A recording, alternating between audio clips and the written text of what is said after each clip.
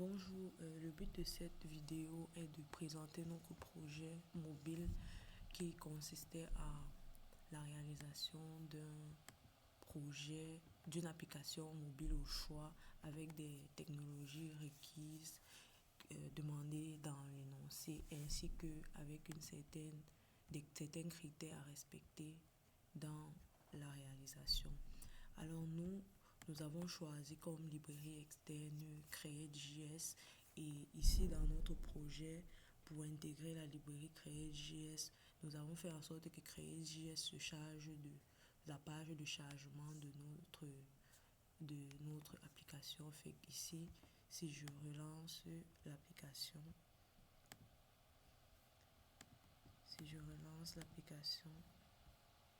vous allez voir, il y a une barre de chargement. C'est Create.js qui gère la barre de chargement qui a été visible du lancement de l'application.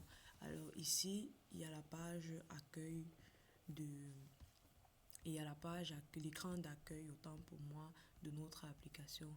Cet écran d'accueil contient des boutons, notamment le bouton Mes recettes, qui présente les différentes listes de recettes par catégorie, ainsi qu'un bouton Ajouter recettes qui permet d'ajouter les recettes. Ici, on a une petite description, ou alors une petite description de ce qu'on peut faire avec le site, et c'est tout. Maintenant, si on clique sur le bouton Mes recettes, ici, on a la page Mes recettes qui affiche ici, comme je disais, les listes de recettes par catégorie. On a ici les entrées, les plats et les desserts. On a également une barre de recherche qui permet de filtrer les différentes recettes. Par exemple, si je vais dans la barre de recherche et que je tape une recette, par exemple, qui se trouve dans les desserts, on va mettre chocolat. Ça m'affiche directement la mousse au chocolat parce que c'est la seule chose dans nos recettes qui contient du chocolat. De plus, hormis cette barre de recherche, nous avons utilisé un swipe. Le but de un swipe horizontal qui, lorsqu'il agit, il passe d'une catégorie à une autre. Par exemple, si je l'applique ici, vous verrez que ici, l'application s'ouvre dans les entrées. Une fois que je suis dans les entrées, pour passer à la catégorie plat, j'effectue un swipe. Là, on est passé à plat. Ici, on a la liste des plats. Si je veux quitter de plat à dessert, je fais un autre swipe. En fait, il est question de maintenir le clic gauche de la souris et de faire glisser la souris soit de la gauche vers la droite, soit de la droite vers la gauche. Fait que là, si je veux revenir à l'entrée, je fais un swipe horizontal cette fois de la gauche vers la droite une fois de plus, et là on est revenu aux entrées. Alors une autre spécificité, c'est que lorsque vous ouvrez par exemple, et on peut également le faire avec des clics simples. Si je clique sur plat, si je clique sur dessert, ça fonctionne aussi très bien, mais le swipe étant une des fonctionnalités que nous avons choisi, il était important pour moi de le mentionner dans cette vidéo. Maintenant, dans le site, nous avons également implémenté une page de recettes. Fait que si je clique sur sur chacun des plats ici, autant pour moi, alors les détails de la recette en question s'affichent. Par exemple, la poulet rôti, on peut voir ici la catégorie, c'est le plat. On peut voir ici la portion pour 10 personnes, le temps de cuisson qui est de 110 minutes. On a ici la liste des recettes, et à travers cette liste de recettes, nous pouvons également tester notre swipe vertical qui est bien évidemment le scroll. Fait ici on voit la liste des ingrédients, on voit le mode de cuisson. Et une fois qu'on a terminé de regarder les détails de la recette, il y a un bouton de retour ici qui permet de revenir à la liste initiale des différentes recettes. Fait qu'on va juste peser sur retour. De plus, nous avons également, comme je disais, la page d'ajout. Ici, on a ajouté une recette. Si on clique sur ajouter une recette, cela nous ouvre le formulaire d'ajout de la recette. Ici, la première chose, c'est choisir une image de la recette. Ici, nous avons choisi comme composant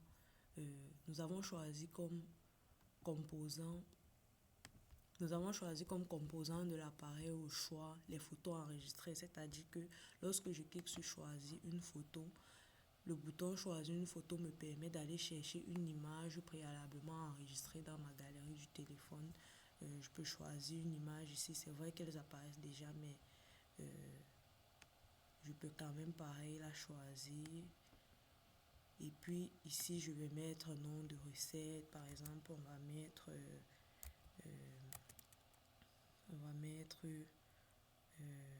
salade, par exemple. Catégorie, on va mettre ça dans entrée. Ici, pour le nombre de portions, il faut toujours sélectionner la catégorie. Fait que c'est soit entrée, soit plat principal, soit dessert. Ici, on met le nombre de portions pour 3 personnes, par exemple. Le temps de cuisson, on va dire environ 20 minutes, sachant que le temps, c'est en minutes, je mets 20. Fait que les ingrédients, c'est vraiment un ingrédient par ligne. Fait que je vais mettre ici morue, avocat, tomate, laitue. Et puis à l'étape 1, je vais dire, par exemple, c'est assez simple, mélanger, découper les tomates par exemple, trancher les avocats, mélanger le tout. Fait que là, une fois que j'ai fait cela, je peux cliquer sur enregistrer la recette. Lorsque je clique sur enregistrer la recette est contenue dans la Firebase. Vu que dans notre projet, nous avons choisi d'utiliser comme données distantes au choix Firebase associé avec le JSON. Le JSON nous a permis de faire les tests préalables et par la suite, avec la base de données côté serveur, on a utilisé Firebase du Firestore pour pouvoir stocker. Fait que chacune des données ici est stockée sur Firebase dans Firestore. Fait que c'est à peu près tout pour ce qui est de la présentation de notre projet. C'est à peu près tout pour ce qui est de la présentation de notre projet. Fait que je pense que j'ai présenté la gesture qui fonctionne d'ailleurs très bien.